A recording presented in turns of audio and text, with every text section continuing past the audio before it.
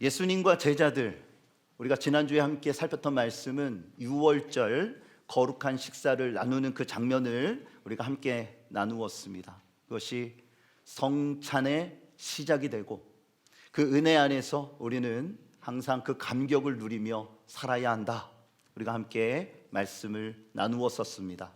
이 시간은 유월절 거룩한 식사를 마치고 감람산의 겟세마네 동산으로 이동하시는 예수님과 또 제자들의 모습들을 보여줍니다. 주님은 이곳에서 앞으로 닥칠 일들에 대한 이런 모든 일들을 기도로 준비하시고요, 또 제자들은 주님께서 주신 말씀이 무엇인가를 생각하면서 다소 불안한 마음에 그곳에 머물러 있었을 것입니다. 이 시간은요, 베드로에 대한 이야기를 중점으로 해서 참 절망에서 믿음으로 나아간 그의 삶을 함께 나누기를 원합니다. 정말 절망 속에 있었던 그가 예수님으로 인하여 어떻게 일어났는가? 이 시대를 살아가고 있는 우리 또한 마찬가지입니다. 절망 속에 있는 우리의 삶이, 일단 실패와 낙심 속에 있는 우리의 모든 이러한 일들이 우리의 삶 가운데 참 많은데, 여러분, 나의 힘으로 일어나는 것이 아니라 주님으로부터 임하는 능력으로 우리가 다시 새 힘을 얻고 일어나는 역사가 나타나기를 소망합니다. 오늘 이 베드로의 이야기를 중심으로 해서 함께 말씀을 나누겠습니다. 두 가지 메시지를 함께 나누는데요, 첫 번째는 이겁니다. 장담하기보다 하나님의 뜻에 순종하라는 것입니다. 우리 함께 따라합니다. 장담하기보다 하나님의 뜻에 순종합시다. 아멘. 주님은 제자들에게 엄청난 충격적인 말씀을 주십니다. 그러니까 주님이 하시는 말씀마다 굉장히 파격적이고 어떤 충격을 주는 말씀들을 이어오시는 거예요. 자, 31절, 32절 우리 다 같이 함께 본문 말씀을 읽겠습니다. 그때에 예수께서 오늘 밤에 너희가 다 나를 버리리라. 기록된 바 내가 목자를 치리니 양의 떼가 흩어지리라 하였느니라. 그러나 내가 살아난 후에 너희보다 먼저 갈릴리로 가리라. 아멘. 여러분, 여기에 뭐라고 기록되냐면 오늘 밤에 라고 말씀하고 있습니다. 뭐를 이야기합니까? 오늘 밤에 우리가 이제 사순절까지 예수님의 이러한 행적들을 살피고 은혜를 나누게 되는데, 이것이 하룻밤의 이야기입니다. 그러니까 한 달 반 정도 우리가 이제 마태복음을 읽고, 그리고 고난주간에는 연속해서 함께 말씀을 읽게 되는데, 이것이 다 하룻밤 사이에 이루어지는 일이에요. 주님은요, 스가랴 13장 7절 말씀을 인용해서 이렇게 말씀을 하십니다. 오늘 밤 너희가 다 나를 버리게 될 것이다. 내가 목자를 치리니 양의 떼가 흩어지리라. 이렇게 말씀하셨다. 이 말씀이 응하게 될 것이다. 이렇게 말씀을 하시는 거예요. 우리 주님은 선한 목자이십니다. 선한 목자는 양들을 위해 생명을 아끼지 않고 보살피시다가 결국 죽임을 당하게 될 거라는 겁니다. 그때에 양들은 뿔뿔이 흩어지게 됩니다. 양들은 누구를 말하냐면 주님의 제자들을 뜻하는 겁니다. 제자들이 거기에서 칼을 들어 싸웠다라면, 물론 베드로가 말구의 귀를 자르긴 했지만 무력 충돌이 일어났다라면 그들은 다 죽었을 거예요. 그렇지만 하나님의 뜻은 뭐냐면, 인간적인 면에서는 부끄럽지만 흩어지는 것입니다. 다시 이야기해서 살아남아야 한다라는 것입니다.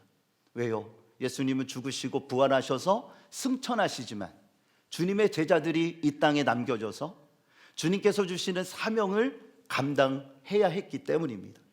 그러므로 오늘 밤 이루어지는 이 일은 굉장히 중요한 일이고, 저들에게 있어서 충격이 될지는 모르겠으나 다시 일어나야 하는 아주 중요한 과정이 된다는 거죠.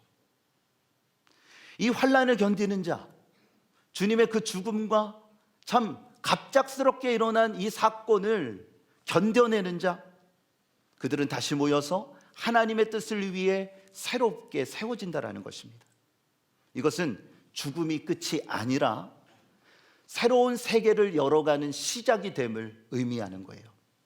주님은 부활하신 후에 그들보다 먼저 어디로 가신다고요? 갈릴리로. 발음이 안 되네요. 혀가 안 굴러갑니다. 갈릴리로 가시겠다라고 말씀하셨습니다. 이때에 베드로는요, 굉장히 좀 다혈질적인 성격을 갖고 있었던 것 같아요. 그래서 주님을 향해서 뭐라고 호언장담했냐면, 나는 결코 주님을 부인하지 않겠습니다. 주님을 배신하지 않을 겁니다. 그렇게 이야기를 하는 거예요. 자, 본문을 읽습니다. 33절, 34절 말씀을 함께 읽겠습니다. 베드로가 대답하여 이르되 모두 주를 버릴지라도 나는 결코 버리지 않겠나이다. 예수께서 이르시되 내가 진실로 내게 이르노니 오늘 밤 다굴기 전에 내가 3번 나를 부인하리라. 아멘. 베드로 뭐라고 말합니까? 모두 주를 버릴지라도 나는 결코 버리지 않겠습니다. 여러분, 인간의 호언장담은 언제나 위험합니다. 함부로 장담하지 마세요. 여기에서 쓰여지는 결코라는 단어는 세번역서로 절대로라고 이렇게 번역이 되어졌는데, 원어는 우데포테라는 단어입니다. 이 단어는요, 하나님께만 속한 말이에요. 사람이 함부로 할 수 있는 말이 아니에요. 이 원어가 그렇다는 겁니다. 하나님께 속한 말이에요. 하나님만이 사용하실 수 있는 말이에요. 왜 그럴까요? 인간은 한치 앞을 내다볼 수 없는 유한한 존재입니다. 언제 어디서 어떻게 마음이 변할지 몰라요. 그러므로 장담한다라는 것은요, 특히 결코라는 말을 붙이거나 절대로라는 말을 붙인다라는 건 정말 조심해야 합니다. 왜요? 베드로가 그랬잖아요. 우리는 장담하기보다 하나님의 뜻에 순종할 마음의 자세를 갖고 있는 것이 더 중요하다는 것입니다. 말로 장담하는 거 누구나 다 할 수 있어요. 그렇지만 하나님의 뜻에 순종하는 것, 하나님이 원하시는 것은 무엇일까? 여러분, 이후에 우리가 함께 또 살피겠지만 예수님이 이 겟세마네 동산에서 무엇을 하십니까? 기도하시잖아요. 하나님을 바라보고 아버지를 향하여 내 원대로 마옵시고 아버지의 원대로 되기를 원하나이다. 예수님은 어떤 장담을 하시거나 자신의 고집을 피우시는 것이 아니었어요. 어떻게 하십니까? 아버지의 뜻에 내 자신의 모든 것들의 초점을 맞추시는 것을 보게 됩니다. 이것이 주님께서 우리 가운데 보여주신 아주 위대한 모습이에요. 여러분, 장담하기보다 하나님의 뜻에 순종하는 그러한 마음의 자세를 가지시기를 바랍니다. 주님은 베드로에게 이렇게 말씀하셨어요. 뭐라고요? 오늘 밤에 내가 나를 3번 부인하게 될 것이다. 주님은 베드로의 나약함을 알고 계셨습니다. 베드로의 나약함은 우리의 나약함이 아닙니까? 여기서 주목해야 될 건 뭐냐 하면, 마지막 식사에서 주님이 가룟 유다가 배신자라는 것을 밝히지 않으십니다. 자기는 알아요. 그렇지만 다른 제자들은 몰랐어요. 그런데 이 장면에서 베드로가 주님을 부인할 것을 분명하게 밝히시는 것을 보게 됩니다. 그 이유가 뭘까요? 가룟 유다는요, 스스로 주님을 팔기로 작정한 악한 죄를 품고 있었어요. 그렇지만 베드로는 연약한 인간의 본성으로 인한 실패를 이야기하기 때문입니다. 우리는 이 장면을 통해서 우리의 연약함을 돌보시고 우리를 붙드시는 하나님의 은혜 앞에 엎드릴 수 있어야 합니다. 성령의 능력을 구하십시오. 로마서 8장 26절에 이렇게 말씀합니다. 우리 함께 읽겠습니다. 이와 같이 성령도 우리의 연약함을 도우시나니 우리는 마땅히 기도할 바를 알지 못하나 오직 성령이 말할 수 없는 탄식으로 우리를 위하여 친히 간구하시느니라. 아멘. 성령도 우리의 연약함을 도우신다. 성령께서요, 우리의 연약함을 아세요.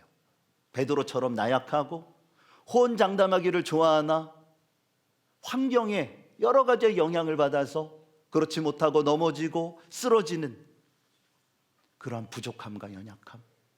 그런데 우리가 힘을 낼 수 있는 것은 성령이 우리의 연약함을 도와주신답니다.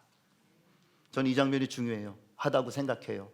우리는 마땅히 빌 바를, 기도할 바를 알지 못하나, 이렇게 말씀하고 있어요. 우리는 마땅히 기도할 바를 알지 못하나. 무슨 말일까요? 한번 잠잠히 묵상해 보십시오. 여러분이 기도하는 것이 몰라서 기도하는 거 아니지 않습니까? 이 초점이 사람에게 있어서는 안 돼요. 하나님의 시각에서 보여질 수 있어야 합니다. 다시 이야기해서 나는 기도하고 있지만 이것이 하나님의 뜻 안에서 구하는 것인가? 하나님은 우리의 기도, 우리가 어떻게 기도해야 될지를 알고 계시지만 우리는 우리의 인간적인 것들만을 구하면서 나아가는 것은 아닙니까? 우리는 알지만 사실은 알지 못할 때가 많고요. 우리는 구하지만 잘못된 것을 구할 때가 많다라는 거예요. 성령께서는요, 우리를 위해서 말할 수 없는 탄식으로 친히 간구하고 계십니다. 그러므로 나는 혼자가 아니에요. 때로는 부족합니다. 그래요, 부족함이 죄는 아니죠. 여기서 우리가 기억해야 될 것은 성령님을 의지해야 한다는 것입니다. 성령님을 의지하세요. 성령께서 우리를 붙들어 주시고 우리에게 힘을 주시고 마땅히 빌 바를 알 수 있도록 우리를 이끌어 주시기를 구하시기를 바랍니다. 여러분, 우리는 삶에서 실패할 때가 많아요. 베드로처럼 주님을 부인하거나 실수로 인해서 사람들과의 관계성이 단절되기도 합니다. 그럴 때에 자신의 연약함을 인정하고 어떠한 것을 장담하기보다 하나님의 뜻을 구하며 온전히 순종하기 위하여 힘쓰는 우리 교우들이 되어주시기를 바랍니다. 똑같은 실패를 반복하지 않도록 성령님의 도우심을 구하십시오. 믿음 안에 나를 세우시고 하나님의 뜻 안에서 온전히 살아갈 수 있도록 붙들어 주시옵소서. 그 믿음과 신앙 안에 승리할 수 있는 저와 여러분들이 되어주시기를 주님의 이름으로 축복합니다. 두 번째, 우리에게 주시는 메시지는 뭐냐면 절망 속에서 위로의 주님을 바라보라는 것입니다. 따라할까요? 절망 속에서 위로의 주님을 바라봅시다. 자, 69절로 넘어가게 되는데 그 중간에 있는 말씀은 다음 주에 나누게 되고 오늘은 베드로에 대한 이야기를 나누기 때문에 69절의 말씀을 이어서 우리가 나누도록 합니다. 예수님께서 갑작스럽게 체포가 되십니다. 겟세마네 동산의 기도가 끝나고 주님께서 일어서셨을 때에 유다가 성전 경비대를 이끌고 예수님께로 나오게 됩니다. 이때에 말씀 그대로 그들은 흩어졌고 예수님은 잡혀가시게 되죠. 놀란 마음에 베드로는 주님을 따라갑니다. 그래도 베드로 의리는 있는 사람이에요. 그래서 군중 속에 섞여져서 상황이 어떻게 돌아가는지를 주시하고 있었습니다. 그는 주님의 제자 중 하나, 누구를 이야기하냐면 요한복음에 의하면 사도 요한을 뜻합니다. 그가 대제사장과 잘 아는 관계여서 그의 도움을 받아서 그 공회의 그 뜰에 들어갈 수 있게 된 겁니다. 그때에 이게 웬일입니까? 한 여종이 베드로를 유심히 쳐다보며 이렇게 말을 합니다. 자, 오늘 본문 69절에서 70절 말씀을 다 같이 함께 읽겠습니다. 베드로가 갈릴리 사람 예수와 함께 있었도다 하거늘 베드로가 모든 사람 앞에서 부인하여 이르되 나는 내가 무슨 말을 하는지 알지 못하겠노라 하며. 아멘. 그때는요 보름이었습니다. 보름달이 굉장히 밝죠. 그래서 사람들의 얼굴을 어느 정도 식별할 수 있었다라는 겁니다. 그리고 횃불들과 같은 이러한 어둠을 밝히는 이러한 빛들이 그 안에 있었어요. 이때에 한 여종이 베드로를 발견하게 되고 그가 베드로를 어떻게 알았는지는 잘 모르겠어요. 문제는 뭐냐면 베드로의 반응입니다. 베드로가 어떻게 반응했는가? 이 여종이 뭐라고 합니까? 너도 갈릴리 사람 예수와 함께 있었도다, 이렇게 말하잖아요. 그러자 그가 뭐라고 말합니까? 나는 내가 무슨 말을 하는지 잘 모르겠는데, 그러는 거예요. 무슨 소리 하는 거야? 자, 이 이야기는 직접적으로 주님을 부인하는 것은 아니지만 간접적으로 주님을 부인하는 모습입니다.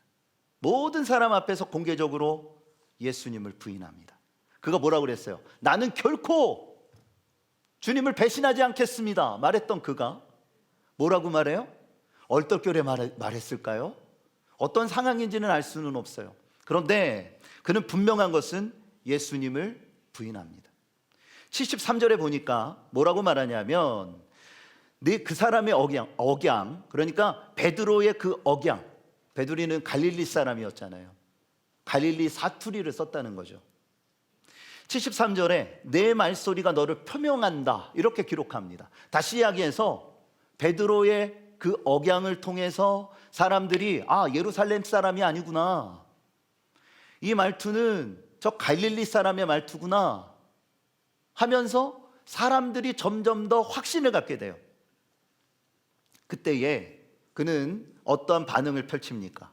연거푸 주님을 부인합니다. 자, 72절 말씀을요, 우리 다 같이 함께 읽겠습니다. 베드로가 맹세하고 또 부인하여 이르되 나는 그 사람을 알지 못하노라 하더라. 계속해서 그가 저주하며 맹세하여 이르되 나는 그 사람을 알지 못하노라. 곧 닭이 울더라. 아멘. 여러분, 주님의 예언이 그대로 이루어졌죠. 베드로는 주님을 모른다라고 강력하게 이야기하는데 한번 참 보세요. 첫 번째 부인은 나는 내가 무슨 말을 하는지 모르겠어, 간접적인 부인을 합니다. 두 번째는 어떻게 합니까? 나는 그 사람을 알지 못하노라, 직접적으로 부인합니다. 세 번째 보세요. 저주하며 맹세하기를, 저주를 했어요. 그리고 맹세를 합니다. 나는 그 사람을 알지 못하노라. 처음에는 얼떨결에 그럴 수 있어요. 그런데 두 번, 세 번의 모습을 보십시오. 마지막에는 저주하며 맹세하여 이르되 라고 기록하고 있습니다. 그는 주님을 강력하게 세 번이나 부인합니다. 그가 뭐라고 말했어요? 내가 주님을 위하여 목숨을 걸고 싸우겠습니다. 어떠한 일이 있어도 결코 배신하지 않겠습니다. 그렇게 호언장담했던 사람이에요. 그런데요, 두려움으로 인하여 한순간에 무너집니다. 그리고 결정적인 건 뭐냐면 자신이 잘못했는지도 모르고 있다는 거예요. 이때에 곧 닭이 울더라. 여러분, 닭이 어떻게 울어요? 요즘 꽃기요, 맞아요. 자, 꽃기요 하고 이렇게 우는데, 요즘은 이 주변에서 시도 때도 없는 닭이 있었어요. 우리 교회 주변에서 우는 닭, 잡아먹었는지 요즘은 이제 안 들리는데 꽃기요 소리가 들리는 거예요. 꽃기요. 이 꽃기요 소리가 베드로의 정신을 바짝 나게 합니다. 예수님의 말씀이 기억난 거예요. 오늘 뭐라고요? 닭 울기 전에 내가 3번이나 나를 부인할 것이다. 이 말씀이 기억이 납니다. 죄책감과 수치감이 듭니다. 그는 뛰쳐나가 심히 통곡하고 울었어요. 그렇게 시간은 흘러갑니다. 주님이 십자가에서 죽으셨다는 소식이 들리고 또 사흘 만에 부활하셨다는 소식이 들리게 됩니다. 제자들은 갈릴리에서 물고기를 잡고 있어요. 그래도 주님이 하신 말씀이 기억이 나서 갈릴리에서 주님을 만나기 위한 준비를 합니다. 그때에 주님이 찾아오셨어요. 그리고 베드로에게 요한복음에 있는 말씀을 보니까 3번이나 이렇게 물으십니다. 자, 마지막 절에 있는 말씀인데요, 요한복음 21장 17절 말씀 우리 다 같이 함께 읽도록 합니다. 3번째 이르시되 요한의 아들 시몬아, 내가 나를 사랑하느냐 하시니 주께서 3번째 이르되 주님, 모든 것을 아시오매 사랑하는 줄을 주님께서 아시나이다. 예수께서 이르시되 내 양을 먹이라. 아멘. 여러분, 베드로는 어떤 마음이었을까요? 주님은 왜 이러한 질문을 연거푸 3번이나 하셨을까요? 한 번만 하셔도 알 텐데 왜 3번이나 물으셨을까요? 주님을 모른다고 3번이나 부인한 베드로, 그는 깊은 절망 속에 있었어요. 내가 주님의 수제자라는 이러한 타이틀을 갖고 살아가는 사람이었는데 주님이 죽으시는 그 장소에도 있지 못했고, 심지어는 주님께서 신문 받으시는 그때에 주님을 모른다라고 부인했던 그, 어떻게 해야 합니까? 여러분, 깊은 절망 속에 있는 베드로를 향해서요, 예수님은 똑같이 3번의 질문을 하십니다. 뭐라고 말씀하십니까? 내가 나를 사랑하느냐? 내가 나를 사랑하느냐? 여러분, 이 질문은요, 베드로를 용서하고 위로하여서 다시 일으켜 세우기 위한 주님의 배려예요. 주님이 원하시는 게 뭘까요? 베드로가 절망 속에 있는 겁니까? 그 안에서 고통당하고 자책하고 완전히 뻗어버리는 그것을 원하실까요? 주님이 원하시는 것은 다시 일어나는 거예요. 주님이 원하시는 것은 그 절망의 자리에서, 그 고통의 자리에서 주님이 주시는 힘을 힘입어서 그 고난과 고통과 실패를 자양분 삼아 하나님을 위한 위대한 사람으로 일어나기를 원하신다는 것입니다.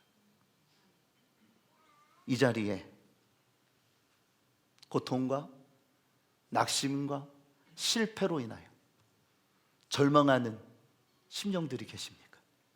하나님 섭섭해요. 아유, 목사님, 장로님 섭섭해요. 여러 가지의 많은 일들과 삶의 문제들, 우리의 마음을 짓누르고, 여러분, 고난이라는 것은요, 중첩해서 올 때가 많아요. 이러한 고난과 어려움 속에서 낙심하고 좌절하고 힘겨워하는 분들이 계십니까? 주님이 원하시는 것은 절망의 자리에 머무는 게 아니에요. 베드로처럼 일어나는 것입니다. 비록 실패했다 할지라도 그 아픔을 가슴에 새기면서 성령의 도우심을 받아 똑같은 일을 반복하지 아니하고 주님께서 세우시는 그 자리에 서는 것입니다. 주님은 물으십니다. 내가 나를 사랑하느냐? 베드로는 근심하여, 근심하다라는 의미의 원어를 살펴보면 눈물이 글썽글썽하는 거예요. 눈물이 글썽글썽하면서 힘겹게 말을 이어갑니다. 예, 주님, 내가 주님을 사랑하는 줄을 주께서 아십니다. 그러자 주님 뭐라고 말씀하십니까? 사명을 주세요. 내 양을 먹이라. 절망의 자리에서 일어나 사명의 자리에 서라는 것입니다. 하나님을 바라보며 믿음 안에서 서라는 것입니다. 여러분, 절망에 사로잡히지 마세요. 여러분이 있어야 될 자리는 그 자리가 아니에요. 주님과 함께 일어나시기를 축복합니다. 주님과 함께 힘을 내서 일어나세요. 사명의 자리에 서세요. 하나님이 여러분에게 원하시는 그 자리에 서세요. 이것이 하나님이 원하시는 뜻입니다. 베드로는 고난을 디딤돌 삼아서요, 온전히 사명을 감당할 수 있는 주님의 제자가 됩니다. 믿음 안에서 그는 성장합니다. 여러분, 고난이 있어야 성장하는 거예요.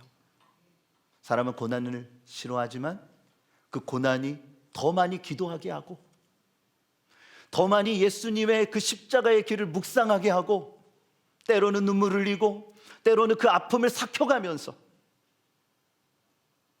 주님 때문에 참고 주님의 은혜로서 다시 힘을 얻게 되고 더 큰 하나님의 사람으로 성장할 수 있게 되는 것입니다. 베드로의 이 성장이요, 결국은 사도행전을 읽어보면 사도행전 전반을 이끌고 나가는 능력의 사람이 돼요. 성령의 충만함을 입어서 그 비겁쟁이, 정말로 도망다니고 일어날 수 없었던 그 심령이 어떻게 합니까? 성전 미문에 있는 나면서부터 걷지 못하는 그 사람을 일으켜 세워요. 나사렛 예수의 이름으로 일으켜 세웁니다. 그리고 이 사건에 대하여 의문을 갖는 그들을 향해서 예수 그리스도가 살아나셨음을, 예수 그리스도가 메시아라는 것을 담대하게 선포했을 때에 3,000명에서 5,000명의 수많은 하나님의 사람들이 돌아오게 되는 역사가 나타납니다. 여러분, 하나님 앞에 쓰임을 받고 하나님이 세우시는 사람은 성령 안에서 이러한 놀라운 능력의 역사를 나타나게 된다라는 거예요. 이 남종 목사님이 쓰신 사람의 끝은 하나님의 시작입니다 라는 책이 있습니다. 이 내용이 제 마음을 이렇게 사로잡았는데요, 우리 함께 읽어보겠습니다. 띄워주시겠어요? 함께 있습니다. 하나님은 끝을 끝내시고 실패를 실패하게 하시고 절망을 절망하게 하시고 사망을 사망케 하십니다. 모든 끝 너머에는 시작이 있다는 걸 알아야 합니다. 죽음 너머에는 생명이 있으며 절망 너머에는 소망이 있으며 고통 너머에는 충만한 기쁨이 있음을 믿고 또 바라볼 수 있어야 합니다. 사람이 끝이라고 생각하는 곳이 하나님이 시작하시는 곳입니다. 아멘. 여러분, 절망의 너머를 바라보세요. 낙심하고 좌절하여서 땅을 쳐다보는 사람들은요, 절망 너머를 볼 수가 없어요. 그런데 믿음의 사람은 아무리 큰 절망의 자리에 있다 할지라도 절망 너머를 바라볼 수 있는 믿음이 있어요.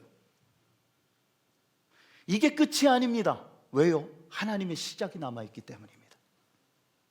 나의 끝이 아닙니다. 하나님의 가능성, 하나님의 능력, 하나님의 이끄심이 있습니다.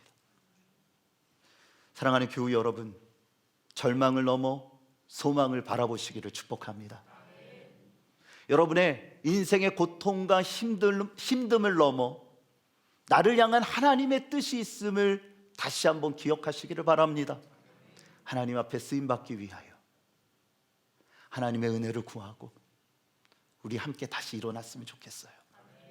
이 자리에 고통과 절망 속에 계신 분들 계시다면, 제가 요즘은 이제 놀랍지도 않아요. 이렇게 이제 찬양을 드리면서 이제 강단에 올라오려고 그러는데 계속 눈물이 나는 거예요. 쓰잘데없이 아이고 이제는 늙어가나 보다라는 생각이 들면서도 하나님의 은혜가 얼마나 감사한지, 감사 위에 감사를 덮을 때 은혜 위에 은혜가 쌓이네. 저 어렸을 땐 잘 몰랐거든요. 근데 고난이 오고 어려움이 오고 때로는 한숨 지어질 때, 나의 실수도 있지만 환경적으로 나타나는 어려움과 불가항력적인 여러 가지의 많은 일들을 대할 때, 목회에 있어서 벽에 부딪힐 때 요즘 느끼는 게 뭐냐면 이거예요. 그렇습니다. 하나님, 나는 할 수 없지만 하나님은 하실 수 있습니다. 여러분, 결국은 하나님이 하시는 겁니다. 그게 믿음의 사람들의 고백이 아닙니까? 바라기는요, 하나님께 맡기세요. 그리고 주님 안에서 나의 실패는 끝이 아니라 하나님의 시작이다. 하나님이 이루실 것이다. 분명한 믿음과 소망 안에서 주님 안에 일어나시고 베드로처럼 쓰임받으시는 우리 사랑하는 성지의 모든 가족들이 되어주시기를 우리 주 예수 그리스도의 이름으로 축복합니다.